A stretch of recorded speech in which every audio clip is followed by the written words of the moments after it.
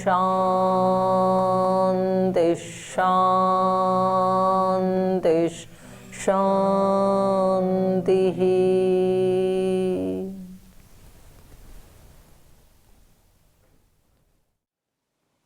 न्याय दर्शन का चतुर्थ अध्याय का प्रथम आन्य का आज हम प्रारंभ कर रहे हैं।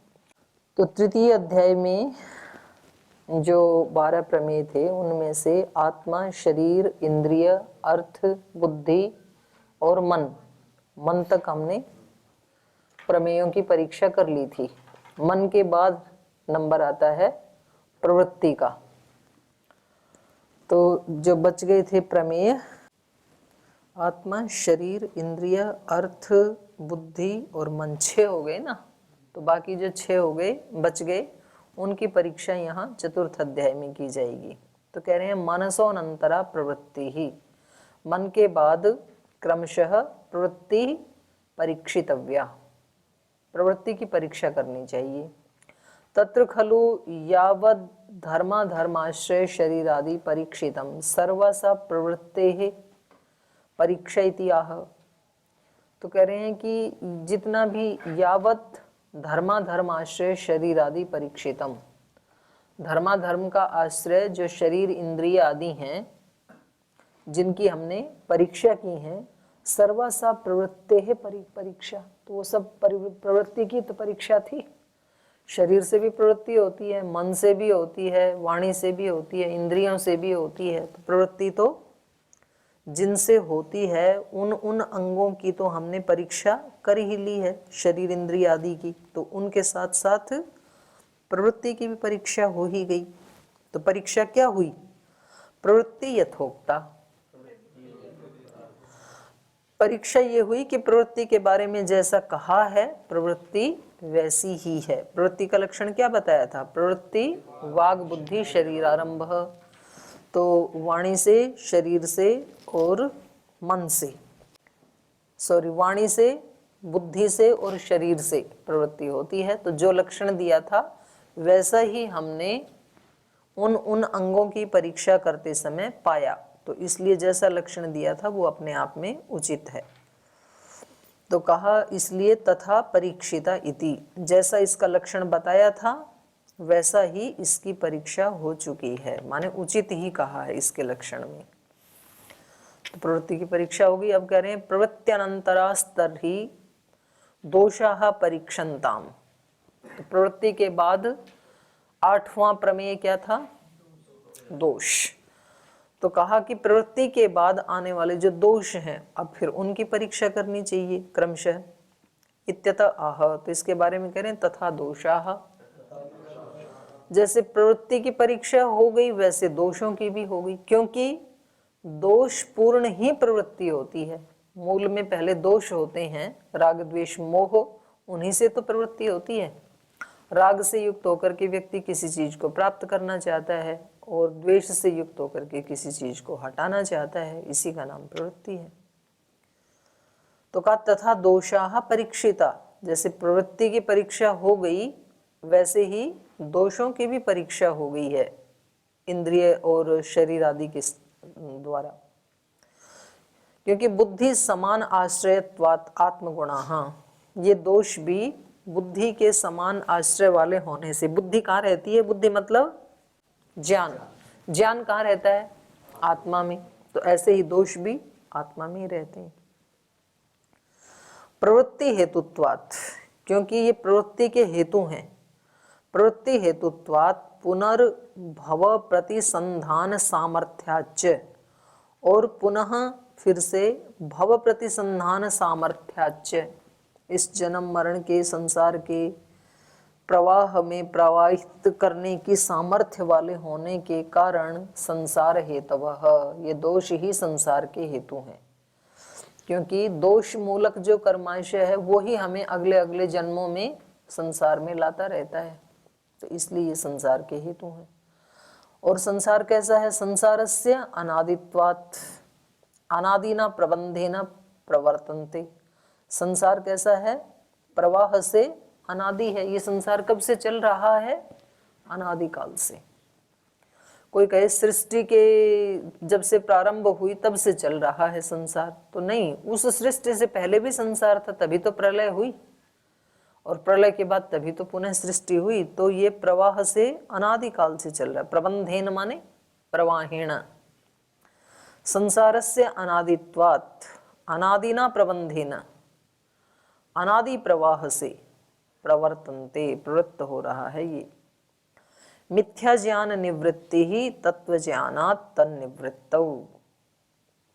तो कह रहे हैं कि भाई जब ये अनादि है तो अनंत भी होगा फिर ये संसार, तो क्योंकि जो जो वस्तु अनादि है वो अनंत भी है। जैसे कि ईश्वर, जिसका कोई आदि नहीं है तो उसका अंत भी नहीं होना चाहिए। तो ये कह रहे नहीं, संसार ऐसा नहीं है। मिथ्या ज्ञान निवृत्ति ही तत्व ज्ञानात्, इस मिथ्या ज्ञान के कारण, दोषों के कारण तो संसार चल रहा है, ये संसार के हेतु हैं, लेकिन अनंत काल तक ये नहीं रहेगा। तत्व ज्ञानात् मिथ्या ज्ञान निवृत्ति ही, तत्व ज्ञान से जैसे ही मिथ्या ज्ञान की निवृत्ति होगी, तन्निवृत्तौ राग द्वेष प्रबंधोच्छेदे, और उस मिथ्या ज्ञान के निवृत्त होने पर, नष्ट होने पर, राग द्वेष मोह आदि का जो प्रवाह है, प्रबंध है, उसके उच्छेद होने पर, उसके नष्ट हो जाने पर अपवर्ग इति, अपवर्ग की प्राप्ति हो जाएगी, अंत हो जाएगा संसार का उस व्यक्ति के लिए जो अपवर्ग को प्राप्त कर लेगा। प्रादुर्भाव तिरोधान धर्म का इत्येवं आदि उक्तम दोषाणाम इति। दोष कैसे हैं, कैसे धर्म वाले हैं? प्रादुर्भाव तिरोधान धर्म का, ये दोष उत्पन्न भी होते हैं और नष्ट भी हो जाते हैं, ऐसे धर्म वाले हैं ये दोष। इत्येवं आदि उक्तम दोषाणाम, तो दोषों का लक्षण क्या बताया था प्रथम पाद में? प्रवर्तना लक्षणा दोषा इति उक्तम, प्रवृत्ति के लक्षण वाले दोष होते हैं, माने दोषों के कारण प्रवृत्ति होती है। तथा च इमे, तो बोले ये प्रवृत्ति के लक्षण दोष जो बताए हैं, तो उन दोषों में तो मान, ईर्ष्या, असूया, विचिकित्सा, मात्सरादय ते कस्मान न उपसंख्यायन्ते इति अतः आह।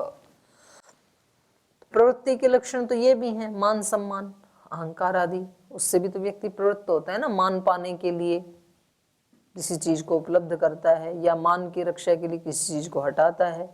ऐसे ही ईर्ष्या के कारण भी किसी क्रिया में प्रवृत्त होता है, ऐसे ही असूया के कारण, निंदा के कारण, विचिकित्सा, संशय के कारण, और मत्सरादय, मात्सर्य आदि के कारण, तो ये सब भी तो प्रवृत्ति के कारण है ना। ते कस्मान न उपसंख्यायन्ते, उनका यहाँ पर उपसंख्यान क्यों नहीं किया, केवल 3 का ही क्यों किया? राग द्वेष 2 का ही किया भाष्यकार ने तो, और वैसे तो मोह का भी इसमें ग्रहण होना चाहिए, 3 दोष माने, तो कह रहे इनका क्यों नहीं ग्रहण किया? तो उसके उत्तर में अगला सूत्र कह रहे हैं, तत्र त्रैराश्यम राग द्वेष मोहार्थांतर भावात्, राग द्वेष मोह अर्थांतर भावात्, ये जो आपने मान, ईर्ष्या, असूया, विचिकित्सा आदि बताए हैं, ये राग द्वेष और मोह के ही अंतर्गत आ जाते हैं। इसलिए तत्र त्रैराश्यम, ये 3 राशियां हैं, राग द्वेष और मोह। राशि मतलब समूह, बस ये 3 का समूह है, उसमें एक एक समूह में ये कहीं ना कहीं सारे फिट हो जाते हैं। तेषां दोषाणाम त्रयो राशयः, त्रयः पक्षाः, राशि का मतलब यहाँ इन्होंने पक्ष किया है। वो जो दोष हैं उनकी 3 राशियां हैं, अर्थात 3 पक्ष हैं। पहला है राग पक्ष, एक राग पक्ष है, उसमें काम, मत्सर, स्पृहा, तृष्णा, लोभ इति ये सब भी आ जाते हैं उस राशि में। ये सब राग के ही दूसरे रूप हैं, काम, मत्सर, स्पृहा।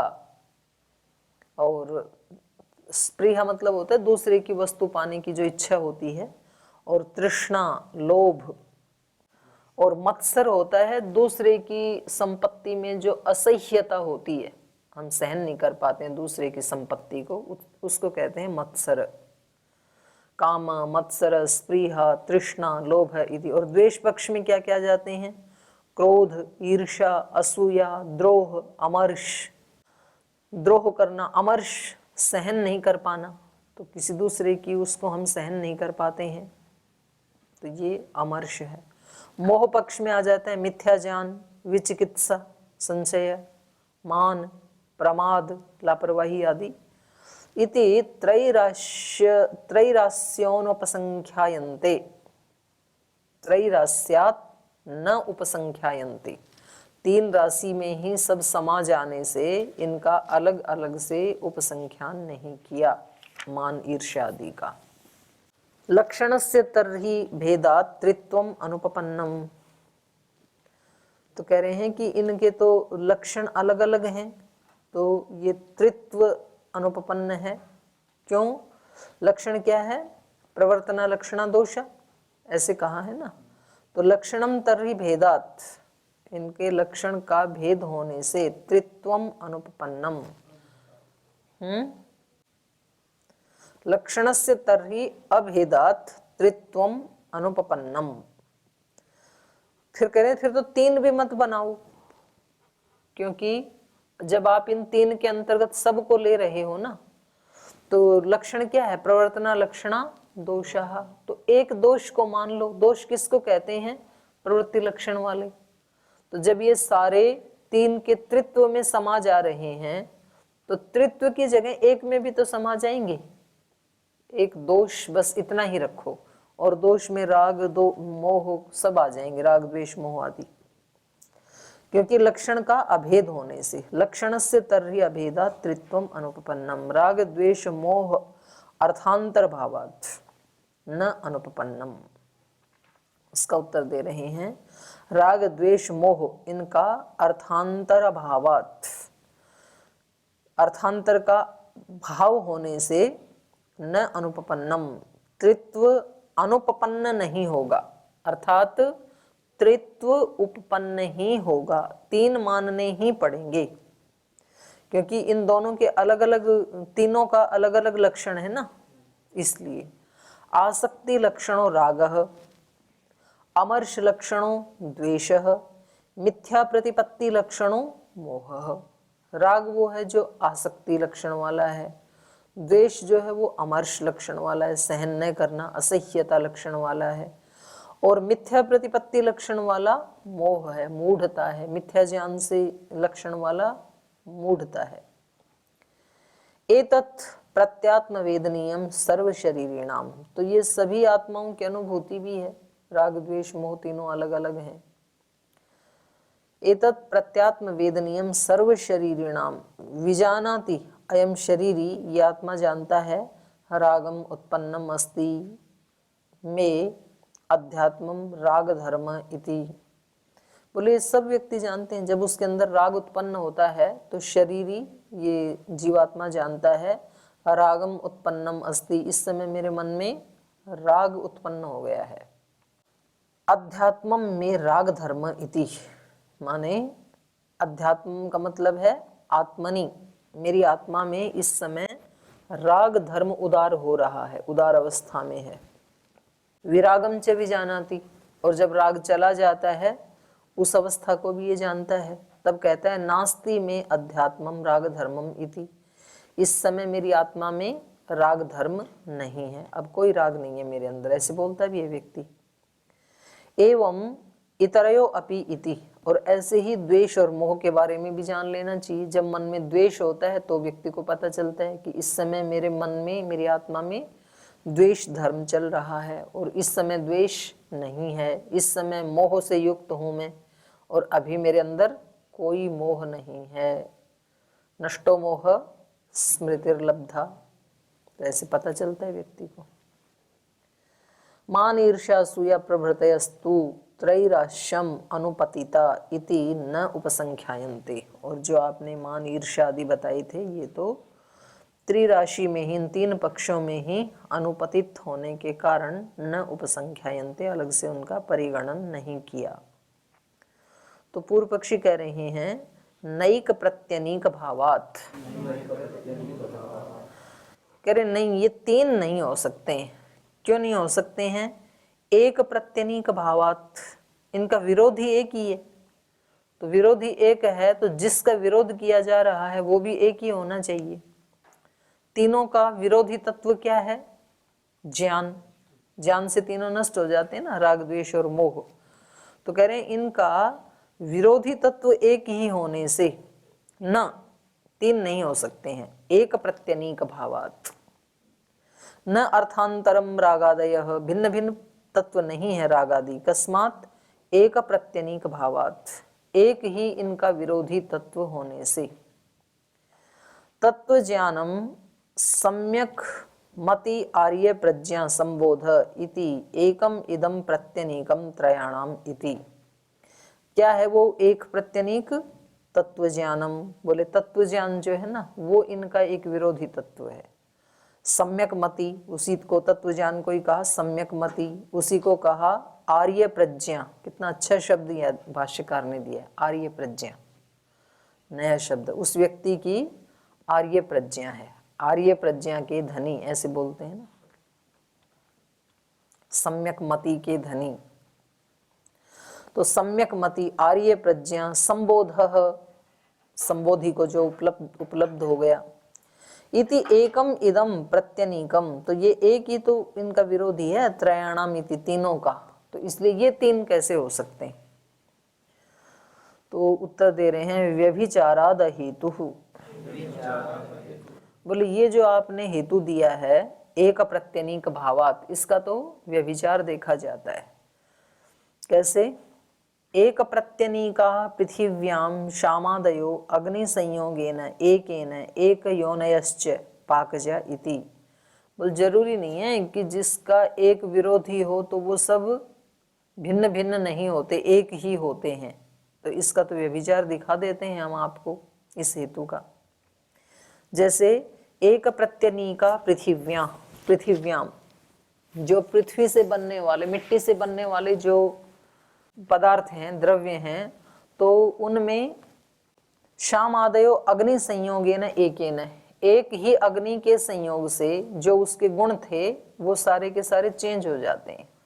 जैसे एक कच्चा घड़ा है तो अब उसका रंग अलग है, श्याम रंग है, पकने के बाद लाल रंग हो जाएगा।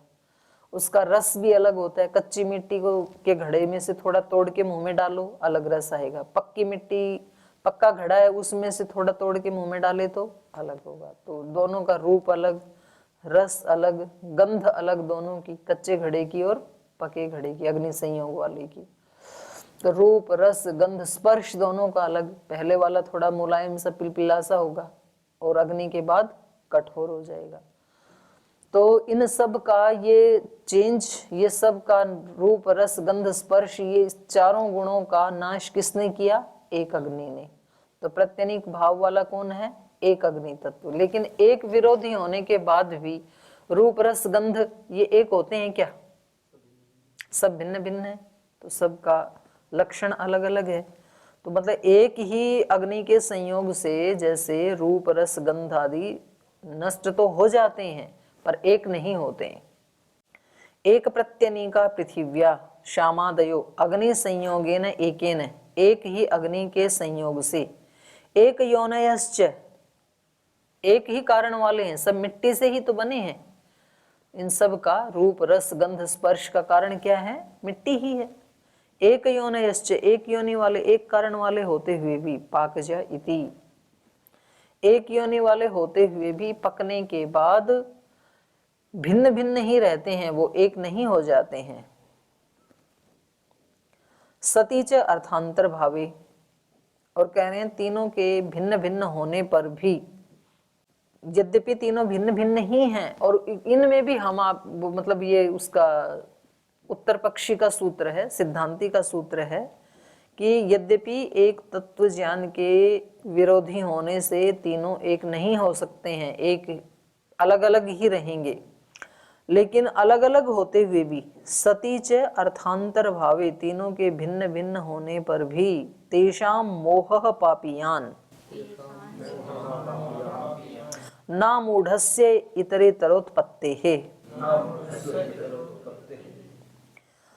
करे फिर भी उन तीनों में भी तेषाम मोह पापियान, मोह जो है ना वो सबसे ज्यादा घातक है, सबसे ज्यादा पापी है।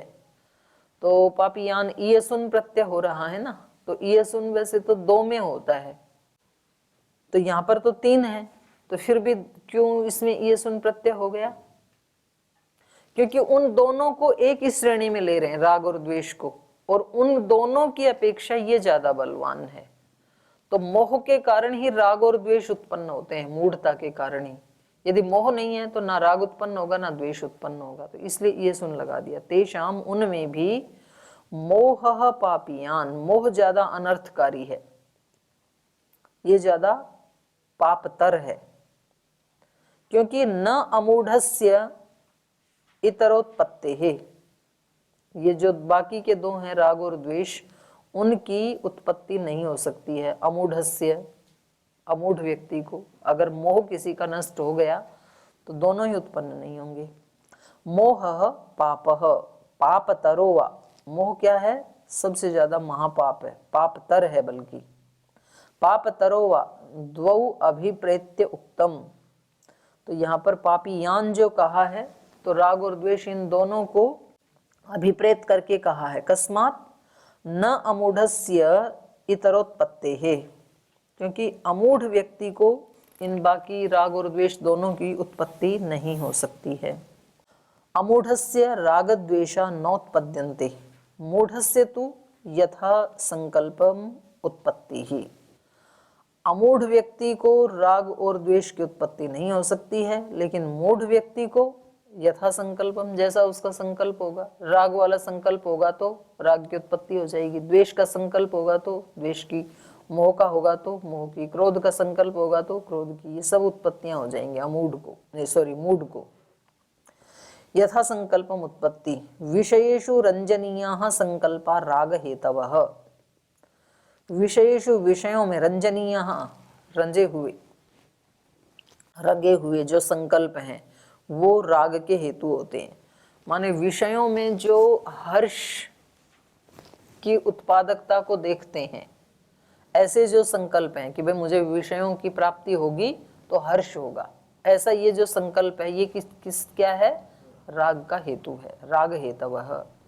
कोपनीयः संकल्पा द्वेष हेतवः, और जो कोपनीय संकल्प हैं कि ये मेरे को मिला तो मुझे बिल्कुल अच्छा नहीं मिलेगा, इसको मैं देखूंगा भी नहीं, उससे मिलूंगा भी नहीं, बोलूंगा भी नहीं, ये संकल्प क्या है?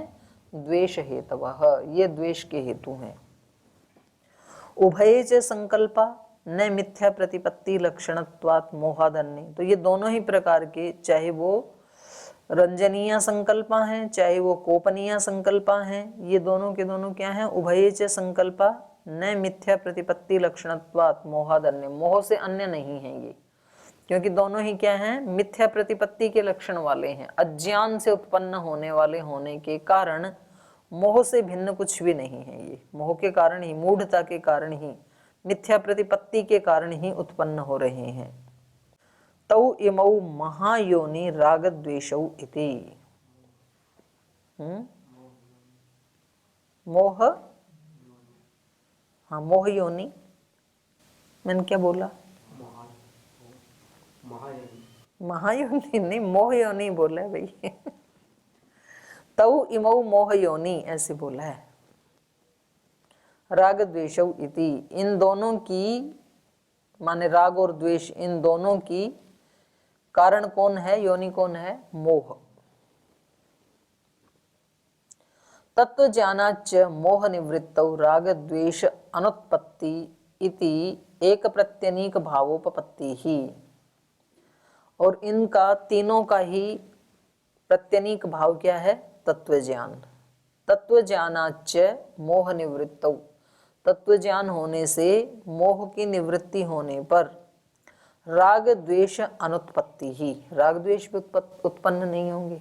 मूढ़ता या मिथ्या ज्ञान यदि नष्ट हो जाता है तत्व ज्ञान से तो राग और द्वेष उत्पन्न ही नहीं होंगे। इति एक प्रत्यनीक भावोपपत्ति ही, तो इसलिए तत्व ज्ञान ही यहाँ पर एक प्रत्यनीक भाव वाला है, विरोधी भाव वाला है।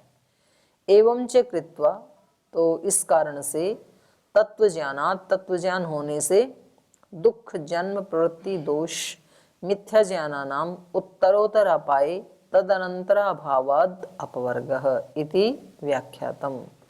तो ये हमने बता ही दिया है, प्रथम आह्निक के दूसरे सूत्र में बताया ना कि तत्व ज्ञान से उत्तरोत्तर सबसे पहले तत्व ज्ञान से क्या हटेगा? मिथ्या ज्ञान। मिथ्या ज्ञान के हटने से दोष, दोषों के हटने से प्रवृत्ति, प्रवृत्ति के हटने से जन्म, और जन्म ही नहीं होगा तो दुख भी नहीं होगा। दुख किसको होगा फिर? प्राप्त स्तर ही निमित्त नैमित्तिक भावात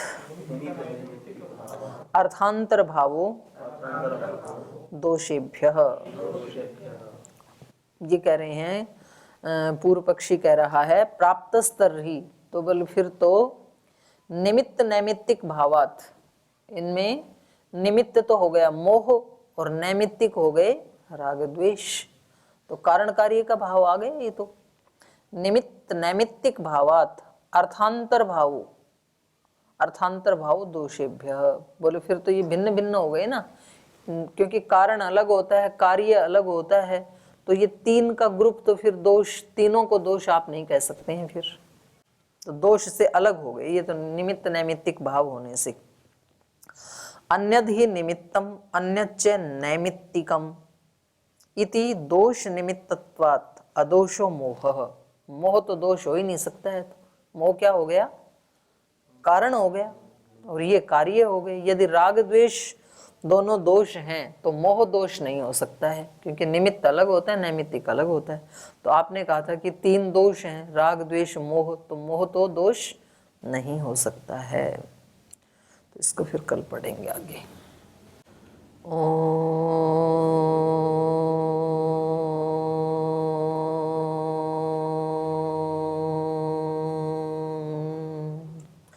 शांति शांति शांति। श्री गुरुभ्यो नमः।